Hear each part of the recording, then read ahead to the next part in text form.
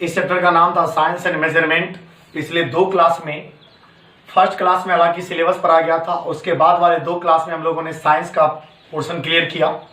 अब मेजरमेंट को लेकर आगे चलते हैं। मेजरमेंट में टॉपिक शुरू से, मेजरमेंट का जो है first topic physical quantity. Physical quantity is that quantity which can be measured, जिसको हम लोग मेजर कर सके, माप सके, तौल सके, वो आपका फिजिकल क्वांटिटी होता है। जैसे कि मानकर चलिए डिस्टेंस है, एग्जांपल में आपको बोल सकते हैं कि डिस्टेंस को आप लोग मेजर करते हैं ना, मीटर में, सेंटीमीटर में, मीटर में, किलोमीटर में, जैसे मापना है मेजर करते हैं, तो डिस्टेंस को मेजर करते हैं। उसके बाद डिस्प्लेसमेंट हुआ, उसके बाद ऐसा बहुत सारा क्वांटिटी है, स्पीड है, वेलोसिटी है, फोर्स है, एरिया, इस तरीके से आप बहुत सारा एग्जांपल्स ले सकते हैं। टीसी जिसका मेजरमेंट संभव है, जिसको मेजर किया जा सके, that's quantity are known as physical quantity.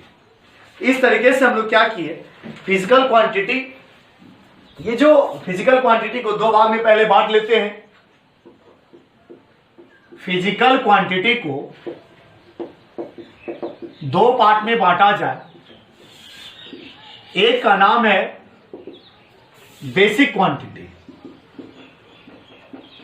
Basic quantity, इसका दूसरा भी नाम है फंडामेंटल क्वांटिटी। और फंडामेंटल क्वांटिटीज का दूसरा नाम आप ब्रैकेट में डाल सकते हैं। और दूसरा टाइप है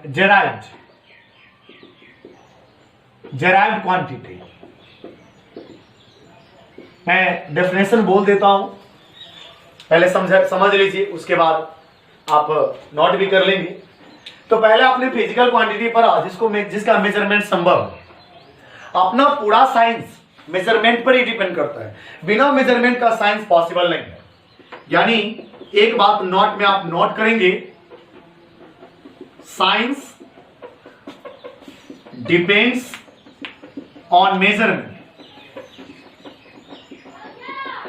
साइंस डिपेंड्स ऑन मेजरमेंट, बिना मेजरमेंट का संभव नहीं है। चाहे वो डिस्टेंस हो, करंट हो, कोई भी क्वांटिटी लीजिए, बिना या मास हो, टाइम हो, बिना मेजरमेंट का साइंस संभव नहीं।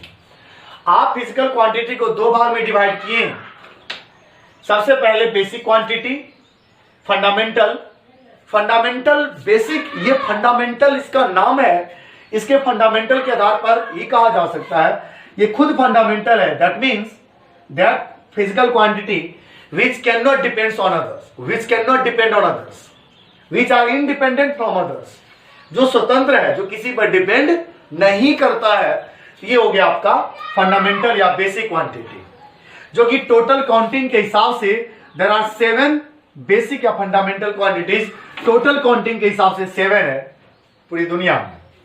तो नंबर फर्स्ट जिसमें आप ले सकते हैं, सबसे पहले मास, और ये काउंटिंग के हिसाब से याद रहना चाहिए। And second time, and third temperature, and number 4 current, electric current या only current. Number 5 mass, time, temperature, current. Number 5 1 minute.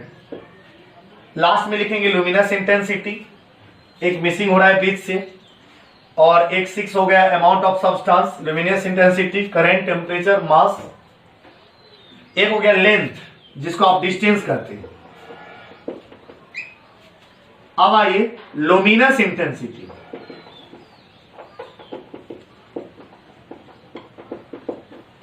और 7वां है अमाउंट ऑफ सब्सटेंस। कहने का मतलब यह हुआ, ये 7 का 7 बेसिक है, जो किसी दूसरे पर डिपेंड नहीं करता, जो खुद इंडिपेंडेंट है, which are independent from others, which cannot depend on others. That physical quantity are known as basic quantities or fundamental quantities, mass, time, temperature, current, length, और luminous intensity और amount of substance. Derived quantity is नाम है derived, इसको derived किया जाता है, निकाला जाता है, सॉल्व किया जाता है। तो derived quantity are that quantities which depends on basic quantities, which depends on fundamental quantities. जिसको derive करने के लिए, जिसको find out करने के लिए हम लोग फंडामेंटल का हेल्प लेते हैं, वो होता है आपका derived quantity. इसमें एग्जांपल ले सकते हैं, इसका काउंटिंग फिक्स नहीं है. इन 7 के अलावा जितने भी है सब derived में आ जाएगा, इसका काउंटिंग फिक्स नहीं है. एग्जांपल ले सकते हैं आपका एरिया. अब आप बोलिए एरिया को कैसे कैलकुलेट किया जाए? Length into breadth. तो बताइए, लेंथ इसी में है, ब्रेथ भी एक तरह का लेंथ होता है, इसी में है. तो आप एरिया को with the help of basic quantity express कर सकते हैं. Then area is derived quantity. And आप ले सकते हैं वॉल्यूम. वॉल्यूम भी होता है LBH. तीनों लेंथ है जो यहीं से आया. और ले सकते हैं, मानकर चलिए डेंसिटी. तो डेंसिटी का फॉर्मूला आप लोग जानते होंगे क्या? Mass by volume. तो बताइए मास यहीं से आया, वॉल्यूम. और वॉल्यूम जब आप लिखेंगे तो वॉल्यूम को भी कुछ इसी तरीके के हेल्प से, और इस तरीके से आप लिख सकते हैं. डेंसिटी हो गया. और प्रेशर, अब बताइए प्रेशर. प्रेशर का फॉर्मूला क्या होता है? Force by area. फोर्स को भी इसके हेल्प से बता सकते हैं और एरिया को इसके ही हेल्प से बता सकते हैं. ऐसा ढेर सारे क्वांटिटी हम लोग पूरे फिजिक्स में पढ़ते रहेंगे. जो आपका derived क्वांटिटी है, derived quantity is expressed with the help of basic quantity with the help of fundamental quantities. So derived quantity का डेफिनेशन हो गया which depends on basic quantities.